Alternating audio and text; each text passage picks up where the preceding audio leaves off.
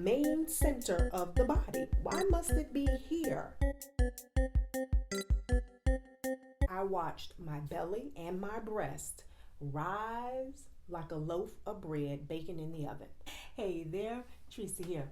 I wanted to talk to you guys about some of the pitfalls that I realized were keeping me unhealthy and fat. Here we go! For years, the question roamed through my head, why can't I lose weight? What's wrong with me? Why does it seem to be so easy for everybody else? My weight yo-yoed back and forth for years. I kept screaming, what is the blooping secret? Why is it so impossible for me? My neighbor was losing weight. My friends were losing weight. I seemed to be the only one who's not losing weight. For years, I watched my belly and my breast rise like a loaf of bread baking in the oven. Daily, I would lie to myself.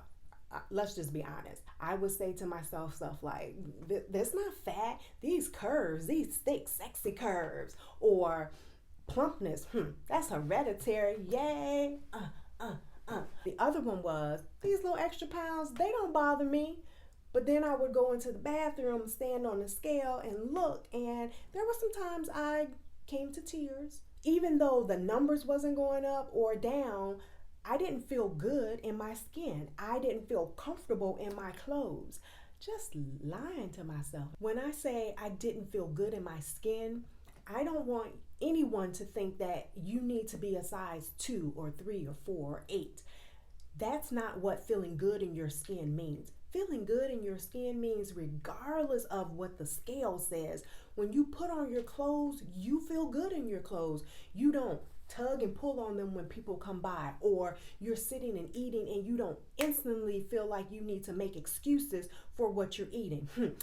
I know I probably shouldn't be eating this. I need to lose some pounds. Do not try to achieve so-and-so's body shape or body type. Work what's best for your body and your body type. We all have different set points for our bodies. Your body will naturally find where it is supposed to be. Once I got real and I stopped lying to myself, I was actually able to recognize some of the pitfalls that were hindering my ability to lose weight and to keep it off. Pretty obvious was the fact that I was overeating.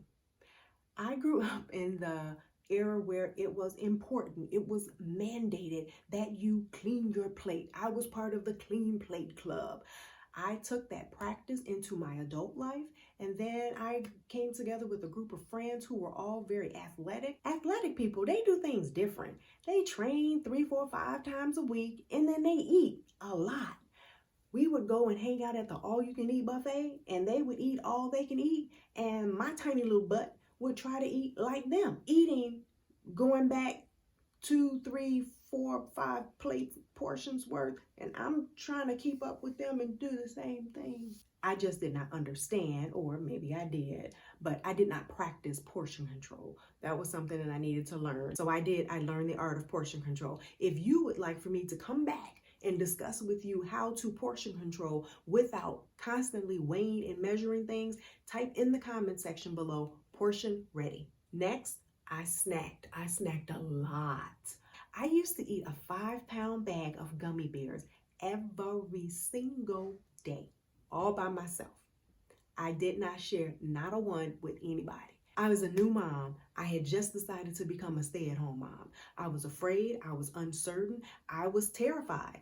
I used those little sweet gummies as a way to reward myself, to comfort, console, and distract myself. To rectify that, I decided to do healthy. I started to eat more fruits, little snack bars. My favorite snack bar was the granola bar. I would eat one granola bar and then I don't know where those other 5 wrappers came from. I don't know who ate the other 4. Regardless of whether it's healthy or good, if it's eaten in excess, it will result in weight gain. My next mishap was hydration. Well, the whole juicing smoothie phase came and I jumped on that bandwagon so quickly. I was making fresh juices every day, and then I was having hearty smoothies. By the time I finished with a smoothie, making a smoothie, it had at least 860 or more calories in one single glass. Yeah, I feel like that's something somebody should have warned me about, that you can totally overdo a smoothie. You can mess it up and have it work against you. Let me jump back up to the overeating.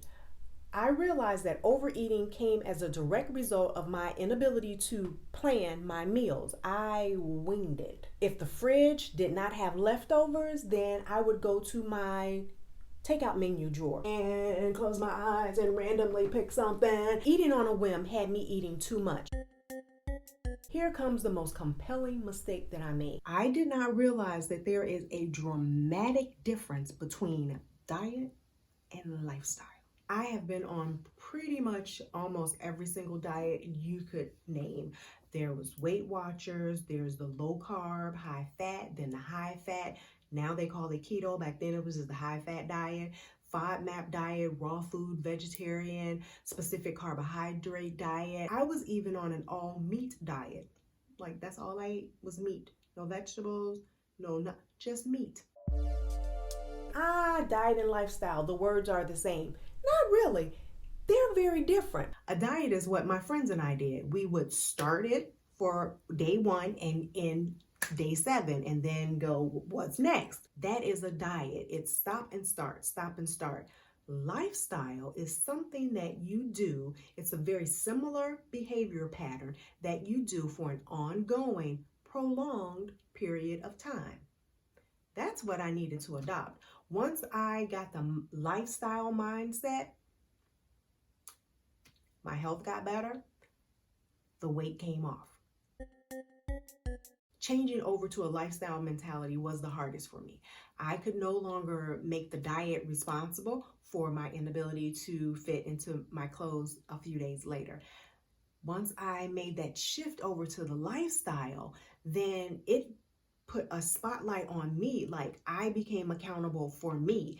If I could not fit something or if I wasn't feeling my very best, I needed to stop, look at me and say, what are you doing, Tracy? What are you not doing? It was self-accountability time. Lifestyle means self-accountability. I had to become accountable for myself. I could not any longer blame anyone or anything outside of me for the reason I was not at my best health or not at my best weight. I have a very strong feeling based on the comments that I've read and the conversations that I've had with those of you who have met me that you've heard some of these pitfalls and you see yourself in some of them.